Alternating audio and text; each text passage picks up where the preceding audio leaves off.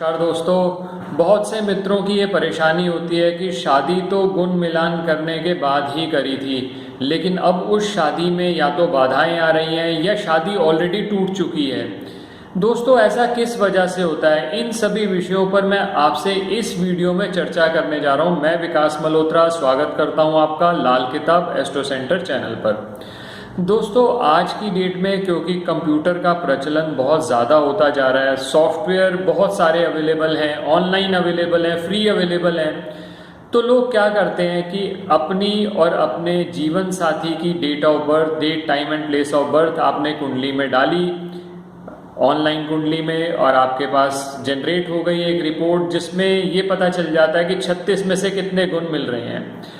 और क्योंकि शॉर्टकट मारने की आदत पड़ चुकी है लोगों को, तो शॉर्टकट ये मार लिया कि मान लीजिए 20, 22, 24, 26, 28 गुण कुछ मिल गए तो फट से शादी के लिए हाँ कर दी जाती है।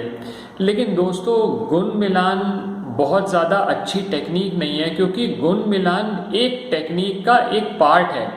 जब विवाह के लिए वर और वधू की कुंडली को देखा जाता है तो गुण मिलान उसमें सिर्फ एक मेथड होता है। उसके अलावा भी जब लाल किताब एस्ट्रोलॉजर ये दो कुंडलियां देखते हैं तो वो गुण मिलान के अलावा और बहुत सारी चीज़ें देखते हैं। सबसे ज़्यादा जो ज़रूरी है, जो मैं अपने एक्सपीरियंस से आपको बता रहा हूँ, वो है ग्रहों का मिलान। सिर्फ गुण, ये नहीं है कि गुण मिलान करना ही नहीं है, गुण मिलान के अलावा ग्रहों का मिलान भी बहुत ज़रूरी है। और लाल किताब के जो उपाय हैं वो बहुत ज़्यादा इफ़ेक्टिव है। अगर सही से ग्रहों की पोजीशन देख ली जाए तो बहुत टाइम हम ये अवॉइड कर सकते हैं कि शादी होने के बाद वर और वधू में ये दिक्कतें आती रहें।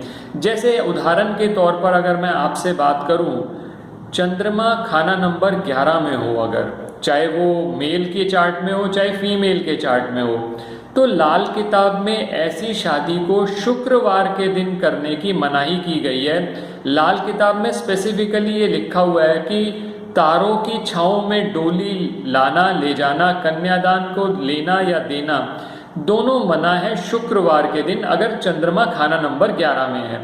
अब अगर मान लीजिए वर या वधू की कुंडली में चंद्रमा खाना नंबर 11 में हुआ तो गुण मिलान तो हो रहा है वहाँ पर, क्योंकि गुण मिलान के समय ये तो चीज़ देखी नहीं जाएगी। लेकिन और ऐसा भी हो सकता है कि बाई चांस जो शादी है वो शुक्रवार के दिन ही कर ली जाए, तो ऐसी शादी में विघ्न आने के चांसेस बढ़ जाते हैं। इसी तरह से दूसरा उदाहरण के तौर पे बात करूं आपसे मैं, राहु जब भी खाना नंबर 7 में होता है तो पहली बात तो ये कही जाती है क्योंकि खाना नंबर 7 जो है वो शुक्र से संबंधित है, और विवाह के बाद ऐसी मैरिज में प्रॉब्लम्स आने की पॉसिबिलिटी ज़्यादा होती है। तो पहली बात तो ये कही जाती है कि छोटी उम्र में विवाह, 23 से 25 साल में खासकर विवाह अवॉइड करना चाहिए।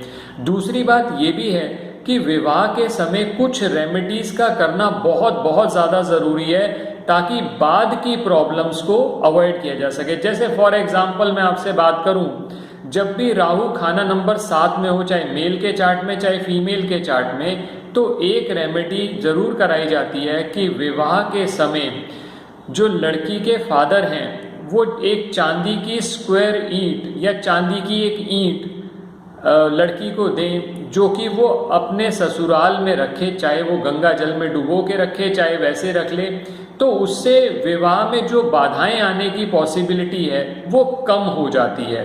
इसी तरह से मंगल दोष देखने का भी तरीका अलग होता है। अगर आप जन्म कुंडली ऑनलाइन देख रहे हैं या सॉफ्टवेयर पे देख रहे हैं तो वो मांगलिक दोष तो दिखा देगा, क्योंकि वो सब जो कैलकुलेशंस हैं वो लग्न के हिसाब से ली जाती हैं। यानी अगर मंगल खाना नंबर 1 में हो, 4 में हो, 7 में हो, 8 में हो, 12 में हो, चाहे लड़के की कुंडली में चाहे लड़की की कुंडली में, अगर लड़के की कुंडली में है तो वो मांगलिक है, इसी तरह से अगर लड़की की कुंडली में भी है तो वो भी मांगलिक है।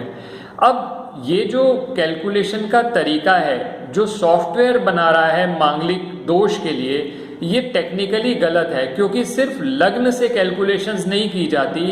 मैं अपने एक्सपीरियंस से आपको बता सकता हूँ, इसके अंदर आपको करना ये चाहिए, लग्न के अलावा चंद्र लग्न, और शुक्र लगन के हिसाब से भी देखना चाहिए कि मंगल की पोजीशन क्या बन रही है। अगर इन 3 लग्न में से दो लग्न में अगर मंगल की पोजीशन 1, 4, 7, 8, 12 में आ रही है तो मांगलिक दोष माना जा सकता है। उसमें भी जब लाल किताब एस्ट्रोलॉजर खुद देखकर आपको एडवाइस करेंगे तो पर्सनल जो टच होता है, जो नॉलेज और एक्सपीरियंस है, वो ऐड हो जाती है। तो उसके हिसाब से आपको रेमेडी सजेस्ट की जा सकती हैं जो अभी कर लें तो भी अच्छा है, या कुछ समय में विवाह के बाद भी की जा सकती हैं। जैसे फॉर एग्जाम्पल अगर मान लीजिए हमें ये लगता है कि मंगल के अलावा किसी और ग्रह की पोजीशन खराब है, जैसे मैं चंद्र की बात कर रहा था, तो विवाह के समय भी ये रेमेडीज करवाई जा सकती हैं।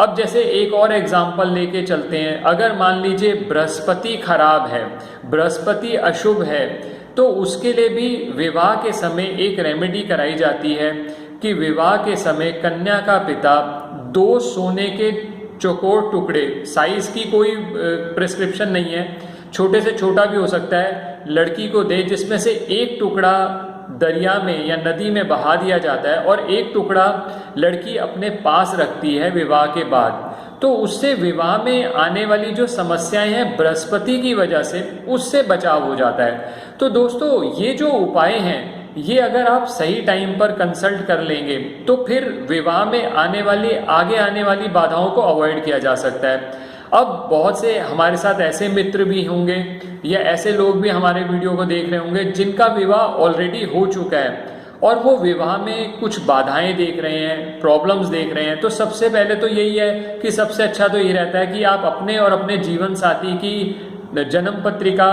के हिसाब से कंसल्टेशन लें, क्योंकि उस केस के अंदर स्पेसिफिक रेमेडी सजेस्ट की जा सकती है आप दोनों के लिए। दूसरी चीज, कुछ 2-3 कॉम्बिनेशन की रेमेडीज मैं आपके साथ सजेस्ट कर सकता हूँ। इसमें से 1 या 2 ऐसी रेमेडीज हैं जो हर कोई कर सकता है। जैसे अगर विवाह हो चुका है, विवाह में बहुत ज़्यादा प्रॉब्लम्स आ रही हैं, तो आप ये कर सकते हैं, एक चांदी का बर्तन ले लें, उसके अंदर गंगा जल भर के रख लें, उसमें 4 सिल्वर के स्क्वायर पीसेस डाल के रख लीजिए। आप अपने घर में कहीं पर भी रख सकते हैं, बस ये ध्यान रखिएगा जब इसका पानी उड़ता चले जाए तो आप इस पानी को रिप्लेनिश करते रहें, यानी पानी वापस गंगा जल इसमें डालते रहें। तो इससे भी बहुत हद तक आपके विवाह में जो बाधाएं आ रही हैं उसका निवारण हो सकता है। और इसके अलावा जो दूसरी रेमेडी आप कर सकते हैं वो है शुक्र के लिए। अगर शुक्र खाना नंबर 4 में है सपोज आपकी पत्रिका के अंदर, और आपको आपके जीवन के साथी के साथ समस्याएं आ रही हैं, तो 4 आड़ू की गुठली ले लें, उसमें ड्रिल से होल करा लीजिए, उसमें काला सुरमा डालकर उसको घास वाली ज़मीन में दबाना है। 4 शुक्रवार ये रेमेडी करनी है। 4 शुक्रवार रेमेडी करते हुए ये ध्यान रखिएगा, जब आप ये घास वाली ज़मीन में दबाएंगे तो जिस औजार को आप यूज़ कर रहे हैं खोदने के लिए मिट्टी, उस औजार को आपको वहीं पर छोड़कर आना है। इससे भी जो विवाह में आने वाली आपकी समस्याएं हैं कुछ कम की जा सकती हैं। ऐसे एक और जनरल रेमेडी है जो आप आजमा सकते हैं। अगर आपने कोई कुंडली मिलान नहीं करवाना या कुछ भी नहीं करना, तो अगर आप ये चाहते हैं कि विवाह में बाधाएं ना आए, तो विवाह के समय गौदान करना, और गौदान जो करना है, जो गाय का दान करना है, वो बछड़े सहित करना है। अगर आप वो कर देते हैं तो उससे भी बहुत हद तक आपके वैवाहिक जीवन में जो प्रॉब्लम्स आने वाली हैं उनसे छुटकारा पाया जा सकता है। बाकी आपको ये बात क्लियरली बता दूं, पर्सनल कंसल्टेशन, पर्सनल एडवाइस का कोई सब्स्टिट्यूट नहीं होता। आप जितने मर्जी उपाय करते रहिए इधर उधर से देखकर, उसका फ़ायदा नहीं मिलता। रीज़न यही है कि वो सभी जनरल उपाय हैं। जब आप कोई भी मेडिसिन के लिए, आज आप YouTube पर देखें कि किसी भी डिजीज़ आपको कोई हो रही है, आप उसके लिए कोई रेमेडी देखते हैं, तो वो हर रेमेडी नहीं की जा सकती, क्योंकि हर व्यक्ति की रेमेडी अलग होगी। जो डॉक्टर बता सकता है, जब वो आपको एग्जामिन करेगा, वो आपकी रिपोर्ट्स देखकर बता सकता है कि क्या आपका केस है। इसी तरह से अगर एस्ट्रोलॉजर से आपने सही से कंसल्ट करना है तो बेटर तरीका यही होता है कि अपनी पत्रिका के हिसाब से स्पेसिफिकली कंसल्ट करें। जनरल उपाय करने से थोड़ा बहुत रिलीफ ज़रूर मिल सकता है, लेकिन लॉन्ग टर्म रिलीफ के लिए, क्योंकि ये आपकी लाइफ का सवाल है, आप इसको लॉन्ग टर्म में बेटर करना चाहते हैं, तो इसके लिए हमेशा आपको परामर्श लेना चाहिए और उसी से आपको फ़ायदा होगा। दोस्तों, आशा करता हूँ आपको ये वीडियो पसंद आया होगा। बेसिकली मेरा मोटिव ये था कि आपको ये बताना कि सिर्फ गुण मिलान पे अगर आप डिपेंड कर जाते हैं तो वो एक इफ़ेक्टिव मेथड नहीं है इवेल्युएट करने का कि आपको किसी व्यक्ति के साथ विवाह करना चाहिए या नहीं करना चाहिए। गुण मिलान में भी अगर आप देखेंगे तो 36 गुण के अंदर बहुत सारे बाइफर्केशंस होते हैं। तो एस्ट्रोलॉजर ये भी देखेंगे ना कि वो क्या ऐसा, कहीं ऐसा तो नहीं भकूट दोष आ रहा हो, नाड़ी दोष आ रहा हो। आप तो ये भी कर सकते हैं कि भकूट या नाड़ी दोष आएगा 8 या 9 गुण का कुछ कम हुआ किसी भी चीज़ में, तो उसमें आप तो ये मान के चल लेंगे कि एवरेज मैच तो हो ही रहा है। लेकिन ये देखना पड़ता है कि कहीं ऐसा तो नहीं कि विवाह के बाद आपके प्रोजिनी में या विवाह के बाद जीवन साथी के साथ एडजस्ट करने में आपको कितनी प्रॉब्लम्स हो सकती हैं। तो बेटर यही रहता है कि स्पेसिफिकली आप अपनी पत्रिका दिखाकर परामर्श लें। दोस्तों, अगर ये वीडियो पसंद आया है तो लाइक करें, बाकी लोगों के साथ भी शेयर करें, और अगर आपने अब तक हमारा चैनल सब्सक्राइब नहीं किया तो इसे सब्सक्राइब कर दें। बेल बटन को पुश करना ना भूलें ताकि समय पर वीडियोस की नोटिफिकेशन आपको आती रहे। किसी भी तरह के ज्योतिषीय परामर्श के लिए आप हमारी वेबसाइट्स पर विजिट करके अपॉइंटमेंट बुक कर सकते हैं। वेबसाइट्स का लिंक डिस्क्रिप्शन बॉक्स में दिया हुआ है। धन्यवाद दोस्तों।